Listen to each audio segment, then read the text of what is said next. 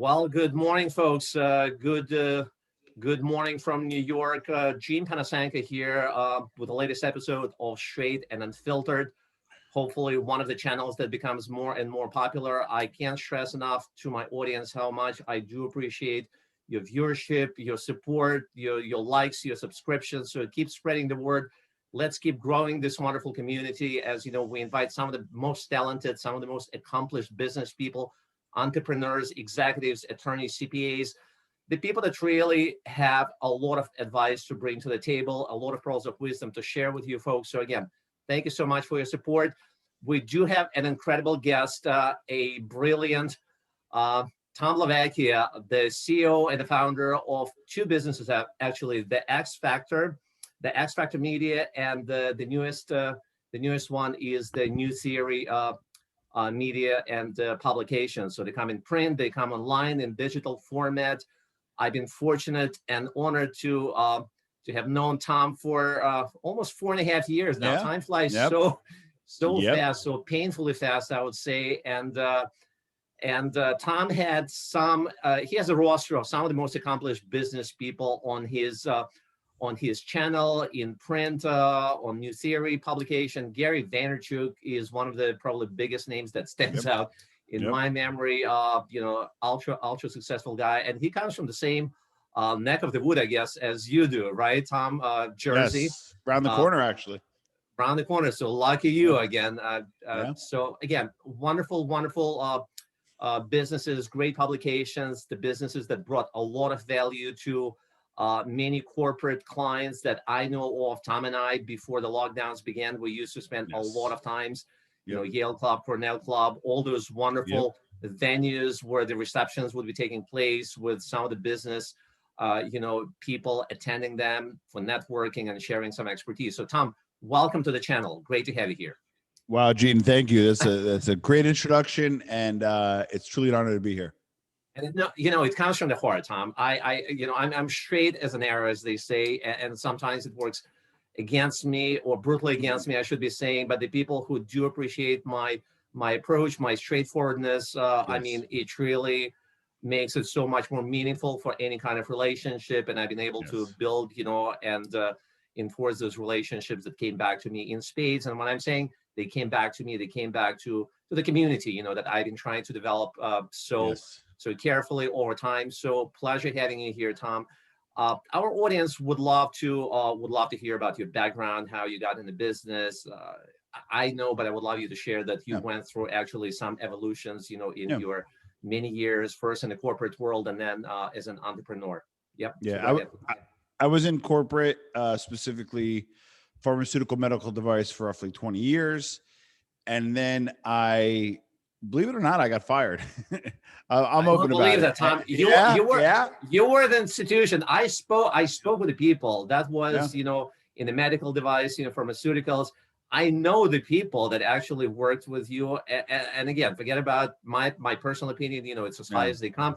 But the people spoke so highly of you. And again, it was nice to hear that my own opinion is so right on the money, that you were literally a legend in the industry, not only who accomplished a lot, but you trained actually countless number of people in the field. So, well, thank you for that. But and the firing wasn't as bad as it sounds. It was just, there was a merger and a lot that goes on with that. And then a new company comes in, and generally when you're an acquired company, you're let go. So it's not as bad and dramatic as you would think. But that really gave me an opportunity to really evaluate and say, what do I want to do? So I wrote a book called The X Factor Selling System. And I started off doing, we did sales training, and we did kind of some marketing for plastic surgery practices, doctors' practices. And the training part is interesting enough, you'll appreciate this, is I would sit down and say, listen, we're going to sit down with your patient care coordinator. We're going to sit down with your patient advocate. And I'm going to show them how to close maybe one or two more cases a month. That's going to be an extra $150,000 a year. Our fee is $20,000 for that service a year, and you're going to make 7x on your money. And that just simply did not compute. I don't know if it's a messaging on my part or the doctors just did not have an appetite for it. But at the time, they found me from social media, and they really liked what I was doing with social media at the time. So they would like, hey, can you do my social media for that same amount of money? And I'm like, okay, sure. So we started taking on social media accounts. Right. And then we expanded to a full service digital marketing firm a few years later. It's interesting. So obviously the industry, like pretty much everything else in the world, especially in the US corporate world, it has been going through, consolidation, Yes. so a lot of acquisitions. And when it does happen, unfortunately, a lot of personnel gets axed, but it's kind of, hey, it's it's a disaster, in the mind of so many people, but in your Yep. mind, it was an opportunity, for the Yes. evolution, for pivoting. That's the word that's getting used so extensively, lately, Yes. especially. And you decided to really pursue your dream and become a business owner, correct? Yes. And then, then from there and almost what last 8 years, God, it's gonna be actually, I'm sorry, next year's gonna be 10, which is scary, but on our own and on my own, and almost went out of business twice. Just did not have the right people on the bus. I did not do a good job as a leader. When you come from corporate, you have an HR department and you have a payroll department and you have, all these different departments. So when you're selling unencumbered, right? But when you're have to sell for your company, but you're dealing with an HR issue or you're dealing with a payroll issue and all that kind of stuff. So like, believe it or not, being in the corporate space and even having an MBA does not prepare you to be an entrepreneur in any way. And I Not learned the at hard all. way, but I got past the learning curve and here we are still kicking. Well, as far as the MBA, look, I mean, God bless anyone who is getting educated. And in my Yeah. book, again, everything, every day of my life, it's an education. Yeah. Not necessarily going for another master's degree in my Yeah. life, but educating itself. You're not Yep. standing still, especially being in the US marketplace, especially being in the New York metro marketplace, like you and I have been Yes. for forever, pretty much. I mean, the best talent from all over the world. I mean, you and I, we know countless number of people that came from all over, being it Europe, Yes. Latin America, Asia, the people that used to be ultra talented and very successful in their own places, but coming to New York, a lot of them, they just get crushed, almost overnight. They get left on the dust, and they just leave. They leave going back to the places where they came from. So Yes. just staying alive, forget about, growing is an accomplishment by itself. And it's a great thing that you realize, God bless. Hey, you got your MBA, that obviously is a huge landmark in any professional life. Okay, but at the same time, you understand that does not give you a ticket to really, get in the door, let alone get successful. And you and I, Agreed. unfortunately, in our many, many, many years in business in different capacities, myself as a financial advisor and wealth manager, yourself obviously in your capacities, we've seen countless number of people. They can have all the MBAs, they can have all the PhDs on their business cards, and all the diplomas, on the walls of their offices, but at the same time, they just don't really have what it takes to be cut for entrepreneurship, for the business, Yeah. running, operating the business. So, Agreed. failure is attrition is obvious, but it's really being able to get back from your knees, getting back on your feet and keep going, persistence, resiliency.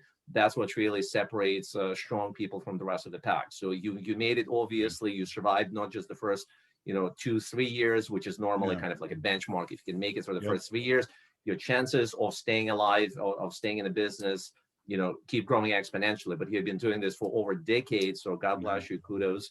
And obviously, what I'm seeing, I complimented you last time we spoke. Hey, I can't believe the success that your companies have been growing at. The level that you've been accomplishing, growing, your client base.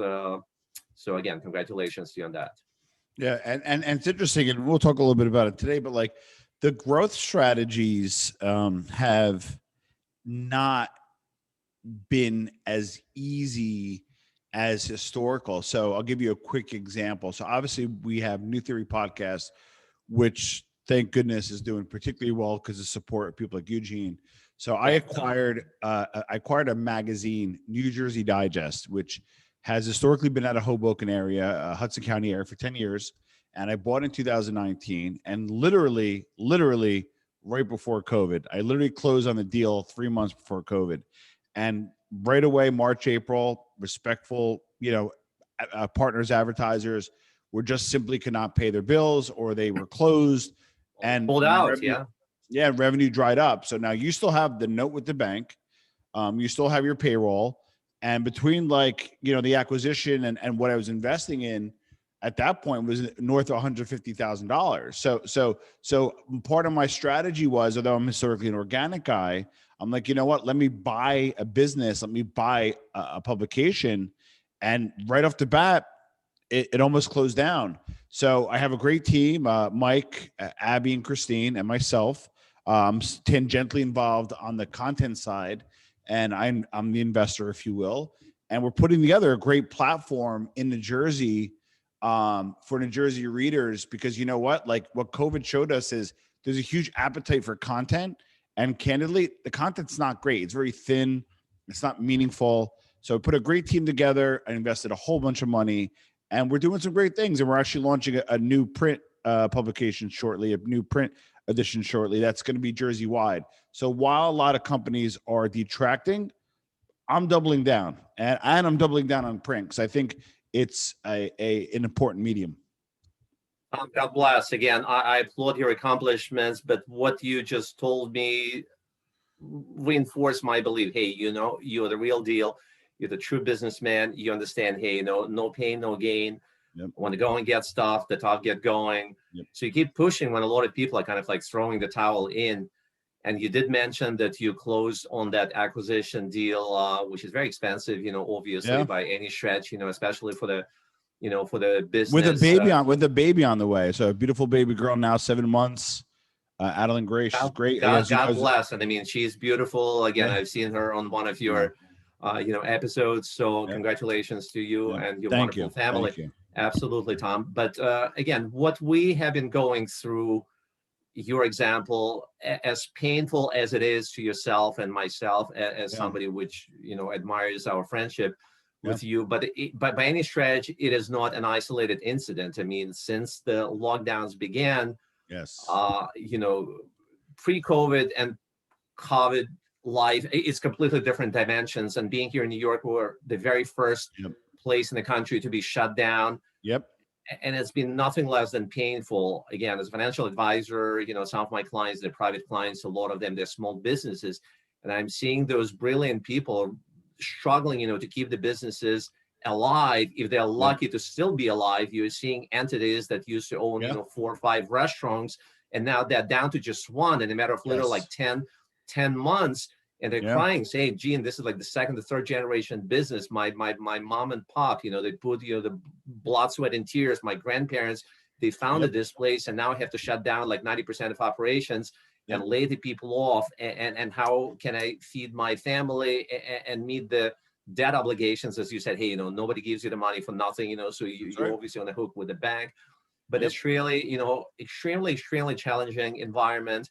You're fortunate because in your line of business, you don't have to deal, you're not a brick and mortar, you know, type of business. But at the same time, many of your clients are brick and mortar type of businesses.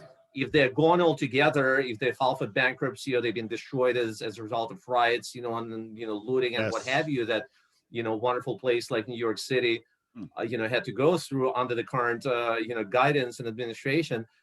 It just impacts your business of your existing clients, but more importantly, it limits dramatically the exposure to any potential pool of, you know, customers and clients that you may retain. But when again, there is no funding. I mean, they, as much as they love and they would love to utilize your advice and expertise, they just can't retain you because there is not enough cash flow. Well, so interesting enough is, you know, you mentioned correctly, New Jersey, New York, specifically New York, and then New Jersey was disproportionately hit when the first wave came, and we got absolutely crushed. I've lost some family members. Rest in peace, a few family members. I had a family member who's hospitalized. Luckily they are okay. But that was a little scary, and you know, it was a scary time. And you know, you go through like your was it Maslow needs? You're like, okay, great. Like, well, now like my income's in trouble, and now, you know, my roof over my head's in trouble. Am I gonna have enough food? The ripple effect. Well, yeah, and what was scary was, I remember in March, I have 2 businesses too. I have the media side, and I also know 1 unit UPS store in Summit, New Jersey. And my sister Anthony does a great job at running it, but we need to pay UPS every week to keep the lights on. We have to ship through them. And basically Amex said, hey, you know, your bill is just higher than normal. And I'm like, yeah, because we're busy, you know, or, you know, with COVID, people are shipping more because they're going to e-commerce. They're like, well, we're a little, you know, uncomfortable with it. And you know what, we need 20,000 for me to stay open. So, you know, and you know this, Amex has historically been business friendly. I used to call them up all the time. Like, I can't pay my bill this week. No worries. Another month, interest free. Don't worry about it. And Amex has gotten really funny and has not been as business friendly. So out of nowhere, they almost, it was even a margin call. Just it was owed maybe 2 weeks from now, but like, well, we need 20 grand from you. And then the other challenge is it's going to speak volumes of business owners. When you have two businesses, if you will, or you have two entities, or even two separate credit cards with two different things, they pull your credit card for both. Like, they don't say, well, you know, your X factor is doing great, and you know, that bill's okay. No, you have to pay your UPS bill, 20,000, which you don't even have revenue against yet, right? Then we're going to shut down your other card, which you need to operate, because that's over. And oh, by the way, we want 15 grand there. So I had to pay them all this money. It wiped out my cash position. I just bought a house, baby on the way.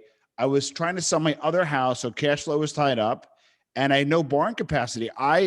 Everything almost went out of business. My livelihood was almost done. So luckily, you know, PPP took a little longer than we needed it to. So that came.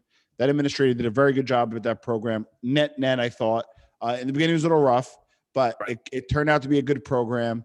On top of it, it was a scary time. And, you know, we got through it. And, you know, that's the other thing too, real quick, is, you know, you talk about, well, you know, how you handle adversity and all this other stuff. You know what? Like, when it's an ice cream shop and they owe you $800 and they can't pay you for the advertisement because they're closed, and I could sell as good, if not better, than anybody, that you can't sell through. So this was like a unique situation that people got slammed, and you know, not crying the blues, because as a business owner, you know, we have wins, we have losses, it's all part of the game. But this was stuff that we never had to deal with before. And you know, like, I don't even have words about how scary it was. And the other part is, Gene, everybody has their thoughts on how they operate. Some people put people first, some people put product first, profit, process, whatever. And there's no wrong answer, just how you operate your business. And Four P's, right? People, process, pricing, product, and price. Exactly. So for me, and almost painstakingly, I've always put people first. I'm proud to say we did not lay off one person. We did operate at a loss for a few months. I decided to fund that. I didn't pulse. I didn't say, hey, come back and go. Some people would have even made more money by staying home from the compensation, but they weren't pushing that either. And, you know, hopefully that helps lead to some of the loyalty that we have for our company, because now we can go ahead and look our customers in the eye and, you know, and move forward, you know? Well, Tom, again, I truly appreciate you sharing with me all the pain that you had to go through, because again, the business pain that translates into personal pain, where you're saying, hey, you know, you just bought a new house, you know, you have a baby girl, you know, and just regular day-to-day responsibilities that we all have to deal with. So again, we all have been going through so much pain. A lot of people, they're not willing to share it. I do hope that our audience will appreciate, as much as I do, you're sharing your personal, you know, what you have been going through, and the pain and the sufferings, literally, but also you've been an absolutely, you know, outstanding citizen, because small businesses, this is really the bulk, the core of this American economy. And if everybody was taking the same stance as you did, as responsible, hey, you know, I really care about my employees, I'm going to do the best I possibly can not to cut off anyone, and to keep everybody on the payroll, regardless of the pain, you know, that I have to go through. And as you said, hey, you know, a few months you had to actually dip into your own pocket, you know, to keep the business going in anticipation of that PPP, you know, funding. You know, that's amazing. As far as PPP, by the way, congratulations to you, because I know that many people that I'm very close with, including but not limited to my clients, they applied for PPP and they've been declined because of multiple considerations. It's been extremely painful. It's a tragedy, really, when you look at, what we're seeing where, hundreds of billions of dollars they go, overseas to support the countries that are not even friendly to the U.S., and hundreds of billions of dollars they're being wasted on some meaningless projects when the economy needs to be supported, by that federal funding. It's just pretty incredible. But as far as, going through the pain, that's really what makes us stronger. There were so many examples, countless examples that you and I are familiar with. Just recently, I was watching one of my, most admired business people, John Paul DeGioia, which shares the same Italian. Paul Mitchell. Yeah, is the company, and then Patron, obviously, that super premium tequila. Look, I mean, the guy that was homeless not once but twice, and that's in his 30s. You're not talking about teenager that ran away from his mom. He grew up with a single mom. And it's just amazing. So again, you just keep going and keep pushing yourself, and there is no plan B. So again, my kudos to you, and I truly applaud it. And absolutely. Well, so and then there's another thing I kind of want to add too, where on the agency side, we're boutique, we're not that big, but we have about 7 clients. We're a premium shop, so they pay us pretty well per the retainers. But it was a big litmus test. So if your business was doing well prior to COVID, now listen, there's exceptions. If you're in hospitality, specifically, restaurant, hotel, gyms, there's certain verticals that got absolutely crushed. And I don't care, how much you pivot, you were just closed. So there's you can't operate. You can't be Jack Welch. They close your gym down. That's it, so I want to isolate that, and luckily we didn't have a lot of exposure there. However, because of PB considerations, a lot of the elective surgeries were delayed, and we did have a lot of exposure in that space. So I noticed just some accounts and clients that were doing well prior to COVID, had the right attitude, did the right thing. And one of our accounts was just didn't touch a retainer, let us do our thing, continue to pay us, didn't bitch. We were smart where we pulled a lot of the paid execution, so we saved them a whole bunch of money. But in general, he could have called us up and pulsed, could have paused, and really handled it a lot differently. But his business was strong before. He invested during the PPP period, probably because he was doing well before. And then afterward, just skyrocketed. Versus I had another account who was not doing so well, who called us up, paused, demolished the retainer, which hurt us a lot.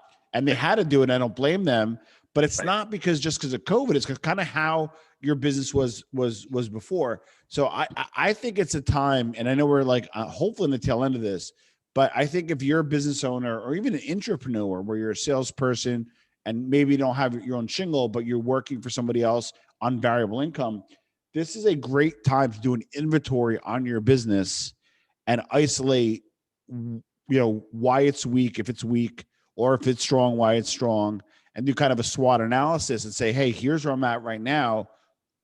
And then once you identify some of the problems and have a good, transparent conversation with yourself and your team, this is the time to do it because, candidly, COVID was a unique situation that a lot of us couldn't control, but we could control how we handle it. And I would probably say 80% of industries had some less exposure, and I also believe that the relationship between the owner of the business or the purveyor of the business and the end customer, that's going to change as well with COVID. The dynamic's going to change, and we have to change with it post-COVID. It's so true, Tom. As you know, I've had my office in Manhattan for years and decades. And if you ask me how many times I've used my beautiful office over the last year, 3 times. Wow. 3 times. And as you can imagine, it's not the most inexpensive rent in Midtown Manhattan. But I mean, it's just reality. When the city is shut down, I can be the bravest guy.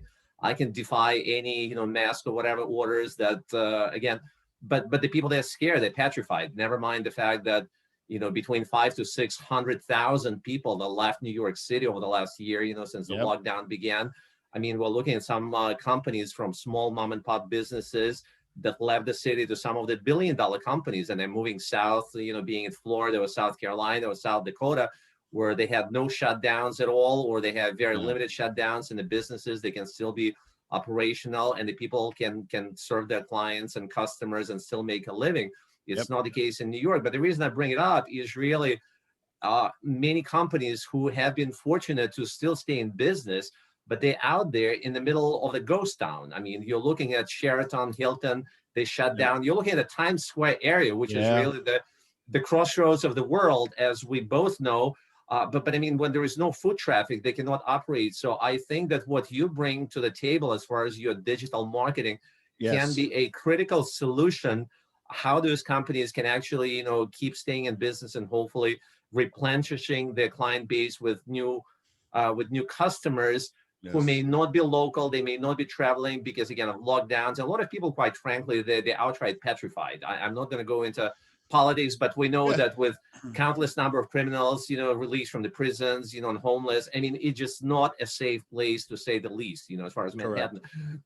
So I would love you to expand, as much as you can, if you will, on the strategies that you feel could be critically important and extremely helpful to those businesses, how they can actually enhance the client traffic digitally, if not physically. Absolutely. So, and this is near and dear to my heart. I was going to do a separate podcast on my side. I'm going to put this on our New Theory channel as well. Thank you. Once you get the content over, and the relationship is going to change. I want to give specific examples. I'm not a top line just strategy guy. I'm like a real deal Jersey entrepreneur. I'm in my sweats and we get to work every day. So the relationship, no matter what vertical you're in, is just going to change. And I want to give you a specific example: restaurants, right? And I'm seeing kind of the K recovery, some doing well and some not. And the ones that are not doing well could do better. And if you have some restaurants here, I get it. Food costs are going up 33 to 40% of food costs. It's harder to get people to the door. They're closing the inside. They're closing the outside. I'm with you on all this fronts, right? But because we still need to consume food, right? We still need to eat, obviously, and people are still shopping more. They're doing more groceries. They're cooking more. But there's fatigue on cooking, right? So you look at DoorDash, you look at Uber Eats. Uber Eats on the food side, the revenue clips a ride share for I think 2 quarters in a row. So if you're a dine-in restaurant and you're getting crushed, maybe look into creating a ghost kitchen out of your kitchen, right? You get a fully functioning kitchen, you have a staff. What's easy to make? Wings, maybe tacos, small pizzas, whatever, and you get on the platform. You get on the platforms. You maybe change your name a little bit or use your brand, and you get on the platforms. I know you get dinged for 25%. I know you do. But number one, you could put a price a little higher on that because people don't really are as price sensitive. Number two, that's an acquisition cost for a new client. Remember, a new client costs you money. You don't get a new client just for no reason. So if it's Gene's Hot Dogs and you get dinged for 25%, put in a coupon. I know there's different terms of services, but put in a coupon to call you directly and order directly. So now once you have that relationship, you may continue that relationship outside. It's yours directly without dealing with a go between. So that 25% is a big knock, and it may operate, hit your operating margins. But that's where you got to look at the supply chain. You might have to go to your food vendors and say, listen, I know it's not easy, but can we source as good stuff for a little less? Is there better payment terms? Is there where's your flexibility? Because you can't get hit and then not go to the next person and be like, hey, what can we do? So, and then maybe just limit your menu to foods that are better margin that that you can make great. And that's just one example of maybe, doing that. The second thing is, if you don't want to do the platforms, there's WordPress and Shopify, and there's different platforms that for $500, $1,000, you could order food through your website, and you can set it for pickup. You can set it for delivery. And, that's another way to digitize quickly. And again, maybe you might not have the in dining revenue that you have, it's still going to be something to keep your people afloat until you re-expand again, and it keeps your brand out there. So I just see like some old school kind of restaurants that are getting crushed because they're not really adopting. I mean, like, again, like maybe even you make no money, you break even on the DoorDashes and the Uber Eats, but it keeps your people employed. It keeps you in the game. You're able to pay your rent, you know? And the other part is I would have a list of people that need to work with you, and and B, I saw this on a podcast the other day, the pound salt list. Glenn Stearns, a billionaire, called the pound salt list. And if you go down the row of people that you need some flexibility on payment terms, maybe lower their price, defer their price, abate their price, and you say, hey, I need a little help here, and yet there's 10 to 12 stakeholders, and then there's a pound salt list, you'll probably get one or two people that are like, screw you, pay me. But the majority are probably going to work with you. And then, because they need the money too, they need the business too. If you go out of business, that they want to keep you in business because you're a client. So I would have a list of people, hey, can you work with me? Or B, tell me to pound salt. And just hope the A is greater than B. And I think that will help as well on the back end, along with getting your food and different product services on different channels. Because the dynamic of the relationship is going to change. To sit down in Gene's restaurant, shake his hand, look him in the eye, bring my fiance there once a week, and just, you know, have a great dinner. It's a year or two away, you know, so you got to survive somehow. I can't agree more with you, Tom. And you know, the fact that you brought up an example with the restaurants, we both know that they operate at extremely narrow profit margins. Yes. And I know the mentality of the people which are not the insiders, they're not familiar, like yourself, like myself as a financial advisor, you know, which again has been able to look into the books of the clients and give them some meaningful input, you know, and advice. But a lot of people take a position, hey, you know, this business is generating $5 million in revenue. So the guy, you know, the owner, he's a filthy, you know, restaurateur, you know, and you know, screw him. But they don't understand that a lot of those 5, you know, 7, sometimes even $10 million restaurants, they operate at extremely narrow profit margins. They're trying to really make the payroll between the rent and the insurance they have to pay. You know, just really trying to keep the business alive from months to months, even before, you know, before we have been hit with all the insanity of the lockdowns. So really, you know, utilizing somebody like yourself where you can show them the ways of generating even as low as, you know, 10, 15% of an additional revenue, that can make a difference between filing for bankruptcy, you know, shutting down the whole business because they just cannot keep going. You know, you're cut down to the bone. There is no more fat left, you know, and you just can't survive. So that 10, 15% business, as much as you don't like offering those discounts, but you really have to suck it up as a business owner, you know, and make that critical decision. Hey, you know, do I want to keep my business going and hope and praying that 3, 6, 12 months from now, we're going to be able to get to some kind of normalcy? Correct. The normalcy is not going to come back overnight. We know when the people are screaming, hey, you know, New York is not going anywhere. I'm like looking at them. Are you imbeciles? You know, I mean, it's not something you can recreate overnight. When the businesses are gone, when the businesses left the place, it's not something you can just recreate in a matter of a few days or a few weeks or a few months. It's like a domino effect. You know, when you have a business, it's a chain reaction, you know, where so many people, they depend on the business, you know, so you own the property, so the property management, the security people, the cleaning people. When you shut down that business, when you lose that building, that all those jobs, they're gone. And a lot of people just need to get better understanding to know exactly what we can expect and how fast, you know, the recovery is going to be happening. It may take years as far as I'm concerned.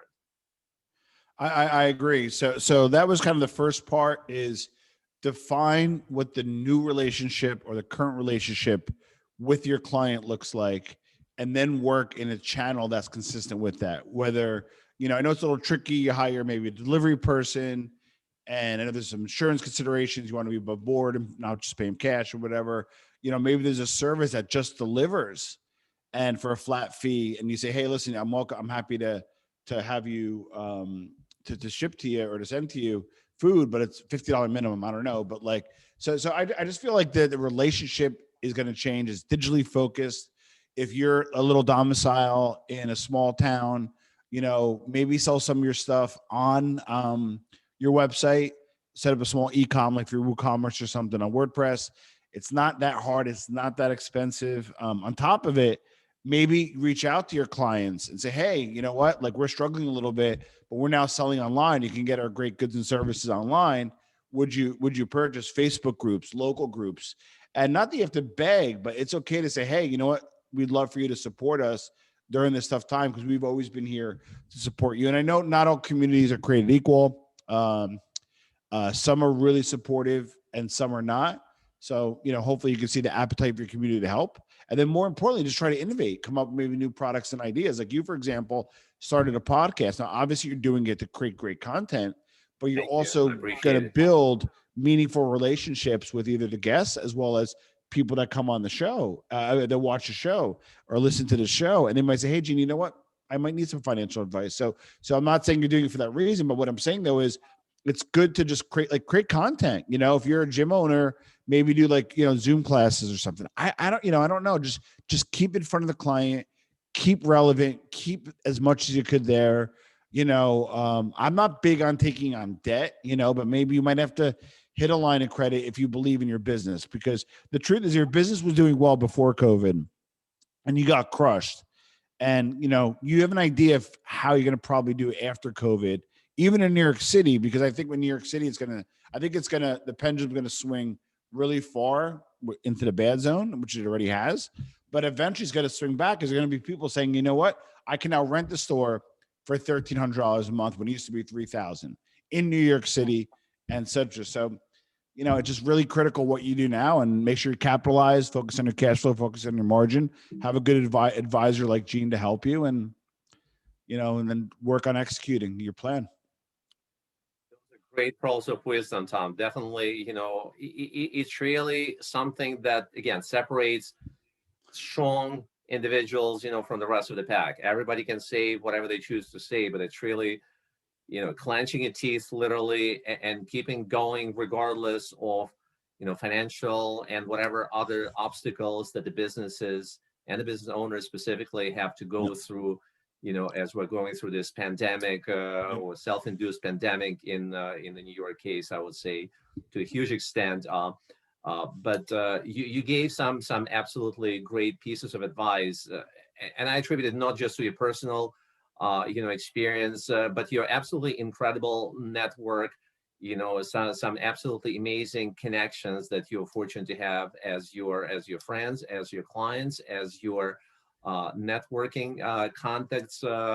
Again, your publication, your theory, your channel on YouTube. I mean, they're great evidence of that, where I've seen some incredible talents share their expertise, and really it allows people like myself and pretty much anyone who chooses to tune in, either to a video or audio version of your episodes of your channels, to really learn so much. You're really, in a matter of 45 to 60 minutes, you can learn so much, and Absolutely. It saves you probably years and decades of going through the same experience, painful experience of going through the losses, financial burdens, like pretty much every business owner had to go through. A lot of them, they had to wrap up one business because it's not working. They have to come up with a new idea. But it's really having confidence, having persistence, having that vision that, hey, I feel what I'm doing is the right thing. I can bring a lot of good things.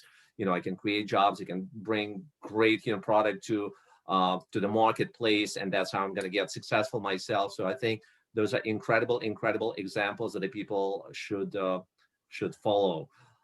Agreed. I know we are limited for, as far as our time is concerned. Yeah. Any final thoughts that you would like to share with the audience as far as the wrap up, and give them inspiration and give them confidence. Hey, there is the light at the end of the tunnel. Tough times don't last, tough people do. And you're one of the toughest people I can think of. You definitely went through a lot of challenges and overcame them through, again, your persistence, your vision, your passion, all of the above. So yeah. Well, I would say, in conclusion, I would say if you're, a business owner, again, just, go to your vendors and just, say, hey, you know what, if you're getting hit on the profit side and on the revenue side, try to not just chisel, but maybe then work with you on better, more favorable terms that will help you kind of get through that navigation. So short term. Number two, rethink the customer experience. It's digital focused. So do you need to sell stuff on your website? Do you need to have a pickup and pay mechanism? Should you go on certain platforms? Should you go on Amazon? You need to rethink those relationships. And then by having a better financial structure, you can have the margin to be able to get access to these new customers and still make a few bucks. So you have to rethink your business. Look at your team if and how they're acting and reacting. If they're not, like they're negative and they're hemming and hawing, and reevaluate those relationships. Maybe you don't need as much staff. Although I'm people centric, you don't want the wrong people on the bus. And then just lastly, I would just say, just lift your bootstraps, tighten your laces in the morning, just get up, and just do it. So not that there's any profound advice, and I'm not doing anything different or better than anybody, but I would say we have survived. And I think one of the things is we just stayed steady. And if this goes like this for another year or two, we have a much different conversation next year. But if it does turn around a little quick, if the vaccinations do work, if we do reach herd immunity, things open up a little bit. We're in the content game, so we're actually we're seeing a dichotomy where our content's getting consumed. Our website for New Jersey Digest, called the Digest Online, we saw a 10x increase there. The listenership for the podcast, for New Theory Podcast, which is my show, has 10x'd. So I'm happy about that. But with revenue on the ad side has been low. So it's just a matter of just keep plugging along and trying to find different ways to generate revenue. Absolutely great words. Keep pushing, keep going, and stay strong. Tom, I can't thank you enough for getting on the channel. I know you've been very busy, juggling so many balls between the businesses and the family and the baby, so God bless you. Stay strong. And to our viewers and listeners in the podcast platform, thank you so much for tuning in. Hopefully, again, you enjoyed it. Hopefully, you found it helpful and inspirational. And again, have faith and keep staying strong, and best wishes to you all. And hope to see you just in a few days. All right.